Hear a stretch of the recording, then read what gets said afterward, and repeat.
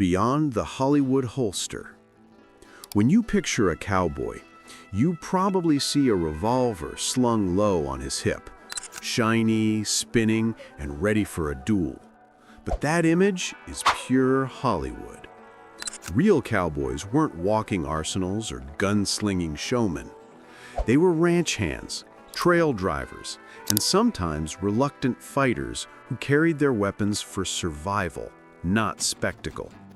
Their holsters weren't polished leather works of art. They were handmade, worn, patched, and shaped by necessity.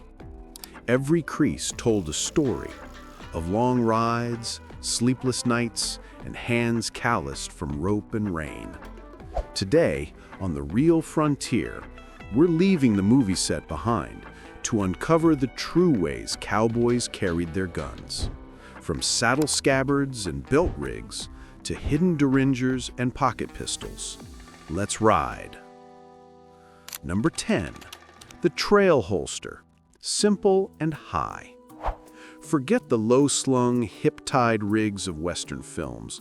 Most working cowboys wore their revolvers high on the belt, snug against the waist. It kept the weapon out of the way while riding and reduced the risk of snagging on brush or saddle gear.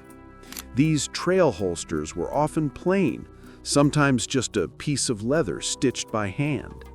The hammer loop held the revolver secure during hard gallops, and quick draws weren't the point. Control was. Real cowboys didn't duel. They drew their gun when rattlesnakes or rustlers made it necessary, not when the saloon clock struck noon. Number 9, the crossdraw carry, for riders and stage men. If you've ever ridden long hours in a saddle, you'd know reaching across your body is easier than pulling straight down. That's why many cowboys and stage drivers wore their revolvers butt forward on the opposite hip, known as the crossdraw style. It allowed a quick, comfortable pull from a seated position and avoided the gun digging into their thigh. The crossdraw wasn't about theatrics, it was about endurance. Men who worked the trails, carried mail, or drove coaches preferred this method because it kept their dominant hand free for reins, ropes, or rifles. Number 8, the shoulder holster, concealed comfort. Popular among gamblers, town marshals, and traveling men, the shoulder holster kept a small revolver tucked discreetly under a coat. It was less common on open ranges, but invaluable for anyone who needed to move quietly armed. It kept the gun warm, dry, and hidden, essential in crowded saloons or unpredictable towns. Contrary to myth, not every man wore his weapon on display. The true professionals valued discretion over drama. Number 7, the pocket pistol, the get-out-alive gun. Not every cowboy carried a heavy revolver. Small caliber pocket pistols, 32s, 38s, or derringers were the last line of defense.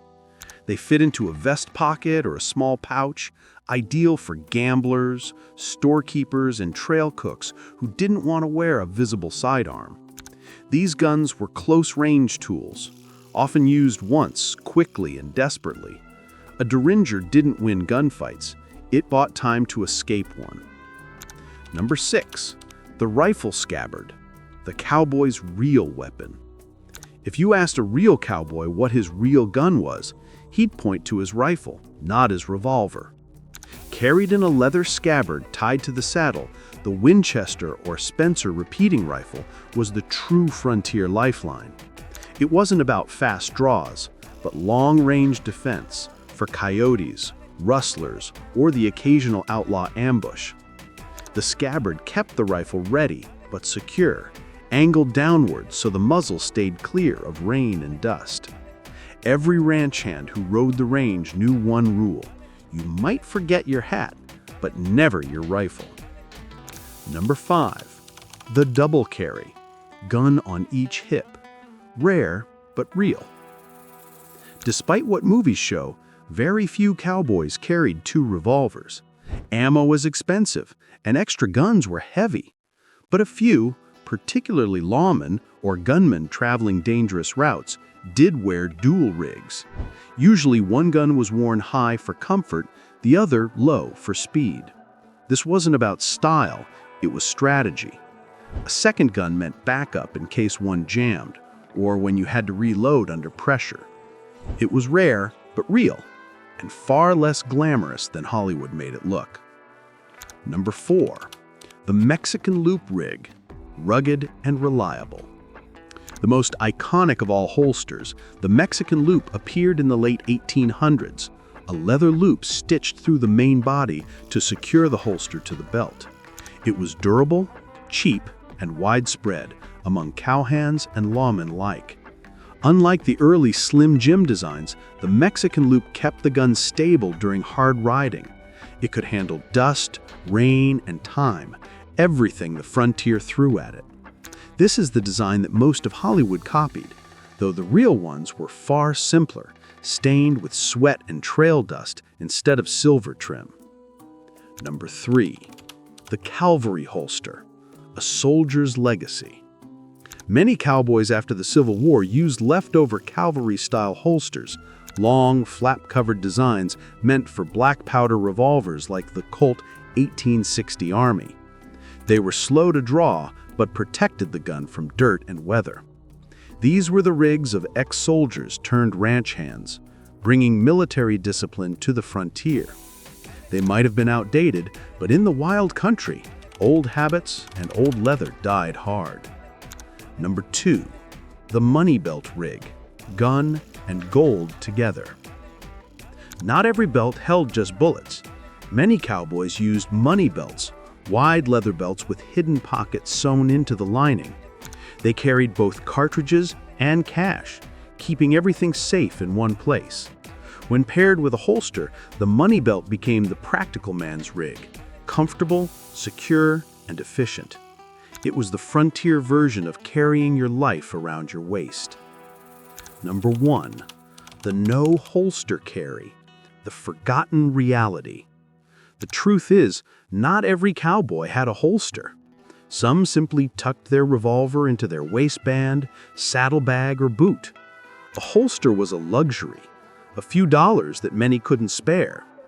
For trail hands paid $25 a month, the gun itself was often borrowed or second-hand. They carried it however they could, wrapped in cloth, wedged behind a belt, or left behind altogether when work didn't require it.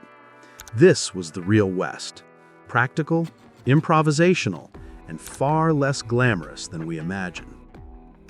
Cowboys weren't gunslingers. They were survivors. They carried what they needed, how they could, and rarely the way movies tell it.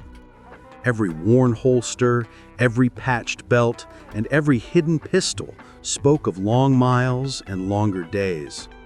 There was no single way to carry a gun, only the way that worked when the dust rose and the sun wouldn't quit.